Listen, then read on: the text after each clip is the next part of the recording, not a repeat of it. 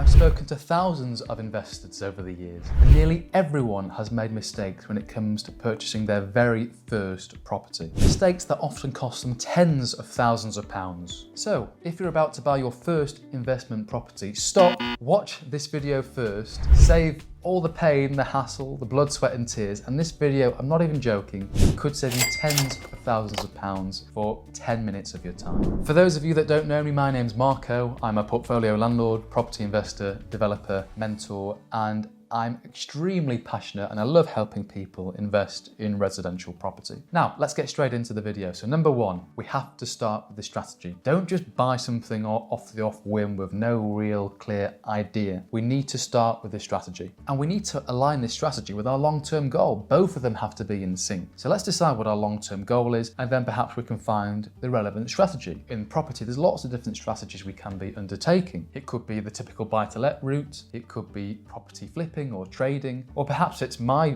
hybrid that I like, which is buying buy-to-let but at huge discounts. And another consideration to think about is what's important to you, capital growth or rental yield. You know, are you an investor that's not looking to retire anytime soon, happy in their job, and not too bothered about the income from the property, but would like the value of that to increase over the years? Well, capital growth investing could be great for you, and the typical buy-to-let route would work very nicely. But on the other hand, perhaps you're looking to escape your job as soon as possible and incomes are really important to you and you want to buy back your time. Well, all of a sudden, perhaps we need to be realizing that in a shorter time frame. So maybe we need to be renting out high yielding type properties, or perhaps we need to be generating solid chunks of income, at least on an annual basis, perhaps by flipping or developing properties in order to be able to do that and step back from our job. So all this has to align. So we need a clear goal, we need a strategy that's allowed to achieve that goal, and we need to understand, what are we doing? Are we optimizing for capital growth, or are we optimizing for rental short-term income? This channel is here to help you avoid expensive mistakes. It's to help you invest in property the smart way. So hit subscribe to see more videos like this and to help you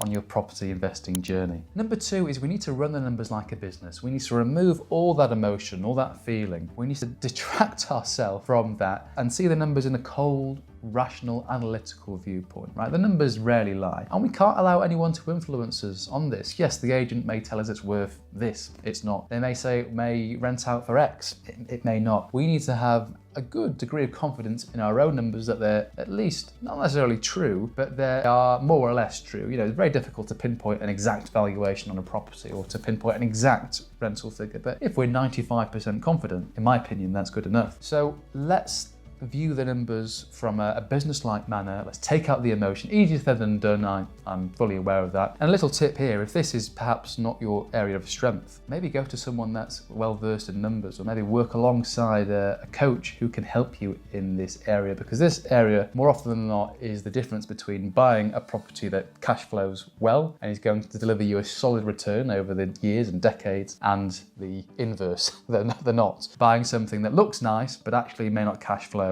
and could be a poor investment, even though the pictures look nice, the advert is compelling, but really the math doesn't work. Number three is we need a solid team around us. People often refer this as the power team. And what I mean here is we need, if we're buying with mortgages, we need an expert mortgage broker within the strategy we're looking to undertake. So most mortgage brokers focus on one particular area, normally just owner-occupier residential type mortgages. But if we're going down the buy-to-let route, we need a mortgage broker that specializes in buy-to-let property. We need a solicitor that's well versed again in the strategy that we are undertaking. And really crucial, we need an accountant that understands property, not any general accountant that doesn't know the inner tips, the tools and the tricks, but we need a property specialist. And many of you know that I work with Darren Stone at Leon and Company Chartered Accountants. I've been working with them for yonks. They're absolutely incredible. I refer all my mentees to Darren and his team, and everyone is superbly happy at the end of the year. Now, I've arranged actually a free initial consultation, so if anyone is looking to perhaps change their accountant, or perhaps you're new to property and you're looking to decide which structure is right for you, personal name or limited company, click on the link in the description and you'll be able to book your completely complimentary call with Darren Stone, and he can advise from a professional point of view how to structure your investments.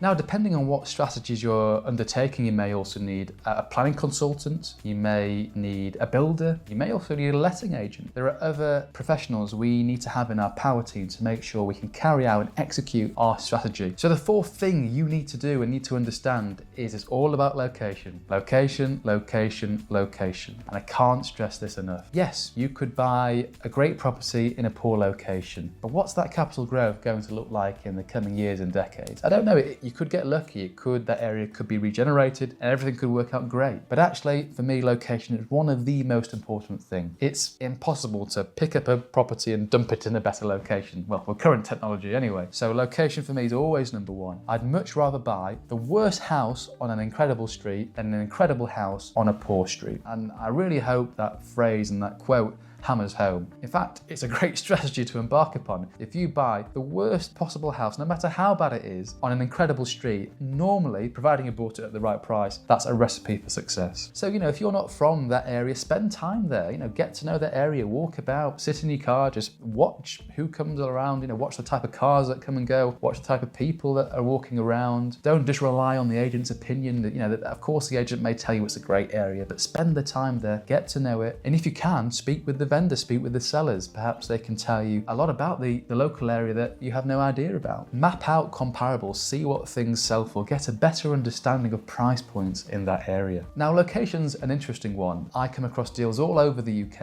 and sometimes I post them out on my email list. And if you want completely free access to the deals that I come across, please sign up to the email list. The link is in the description. I also give you a monthly property insight market report, which really goes behind the scenes and tells you what's happening in property. Links in the description. And the last tip I have for you, perhaps let's call it number 5, is learn from other people, right? People that have been there, done it, they've got the t-shirt. And on that note, there's no better thing than to purchase the Essential Rules of Property Investing, because in this book we have 15 millionaire expert investors that have done exactly that, and they're sharing their tools, advice and their tricks for you, and I know you'll get significant value from the book. And I must state that all profits generated from this book are donated to charity. So to summarize, let's hammer home a few points. I've just looked to my laptop but made a few notes. You don't need to rush, you need to prepare, and this is where strategy all comes into play. So don't just buy a property on a whim with no idea about where you're going. Stop, think about your goal, think about your strategy and make a plan. So number 2, we have to get the numbers right. Number 3, we need that solid team in place so we can execute our plan flawlessly. We then discussed number 4 about location and how imperative location is. And lastly, we touched upon the idea that don't be afraid to ask other people who've been there, done that and got the t-shirt. More often than not, they can tell you how they did it, how they solved that issue, how they created that opportunity at a fraction of the cost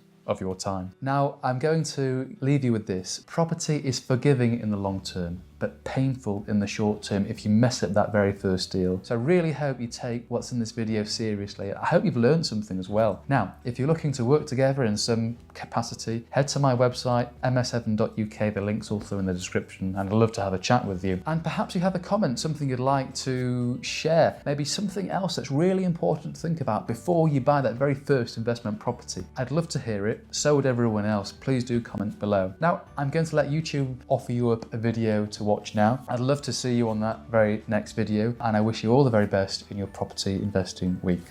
Goodbye.